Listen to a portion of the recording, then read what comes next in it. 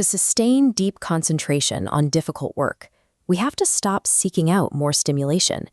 Instead, we must actively lower the baseline of what our brain considers rewarding. Today, we are going to map the specific neurobiological mechanisms that allow the human brain to enter a flow state on command. This split screen compares two neurological states. On the left, the erratic, rapidly spiking waveform of high-novelty media represents high stimulation but low return on investment. On the right, the smooth waveform of flow represents optimized sensitivity, where the task-positive network is active. Reaching this state depends on reward resensitization and the deliberate toggling of specific neural networks, rather than the popular concept of simply avoiding specific activities. Sustained concentration is primarily a function of the neurochemical baseline you engineer through your environmental stimulus. Dopamine functions primarily as the brain's biological focusing mechanism. When an external stimulus captures your attention, it does so precisely because of the localized dopamine release it triggers in the brain. When we subject ourselves to a high-novelty, overstimulating environment, we flood the system with an overwhelming amount of this neurochemical. To protect itself, the brain initiates receptor downregulation. Postsynaptic receptors physically retract and decrease. Once density drops, baseline dopamine fails to register, unable to bridge the gap. The brain now requires extreme stimulation to force a reaction. This shift makes low-novelty tasks, like reading a dense document, neurologically inaccessible. The brain cannot generate enough dopamine to lock onto them.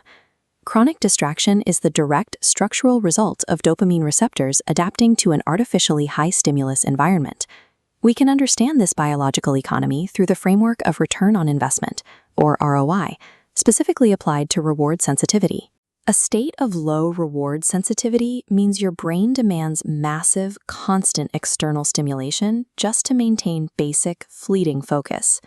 In a state of high sensitivity, minimal stimulation yields immense focusing power, allowing mundane tasks to capture your full attention. This chart tracks stimulation level on the x-axis against dopamine ROI on the y-axis. The data shows that the highest return on investment occurs at lower stimulation thresholds. Because dopamine is essential for basic motor and cognitive function, it cannot be purged from the system. The true objective is to actively resensitize the existing receptors, returning them to a state where they react strongly to minimal input. Aggressively maximizing your dopamine ROI is the prerequisite for entering a flow state without having to rely on the high-friction stress of adrenaline. Scaling up from the microscopic cellular level, we find that these exact same principles govern the macroscopic networks of the brain. This brain model highlights the default mode network, active during disengaged thought. Opposing it is the task-positive network, which dominates focused execution. Because they share an inverse relationship, the brain must physically shift resources between them to operate efficiently. To perform deep work, the brain must successfully suppress the default mode network to allow the task-positive network to take full control.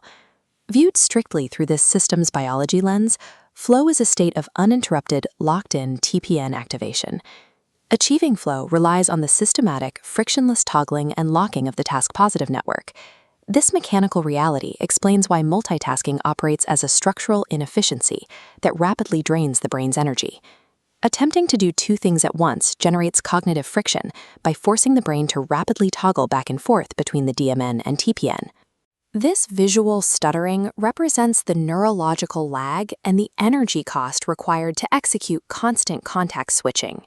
This constant toggling forces your awareness into a restricted attentional tunnel, degrading your overall output and severing situational awareness. Resensitized dopamine receptors solve this by funneling focusing chemistry rapidly into the system, lubricating the shift from DMN to TPN and eliminating that lag. Singular focus is mandatory because it removes the biological cost of network switching, allowing the brain to drop effortlessly into flow.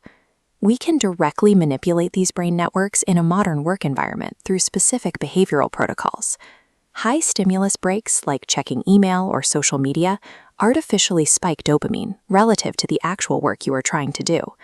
By intentionally isolating yourself from external stimulation, you are actively forcing the brain to completely reset its dopamine expectations. This requires taking entirely boring breaks, activities like staring at a blank wall or walking in silence that starve the brain of novelty.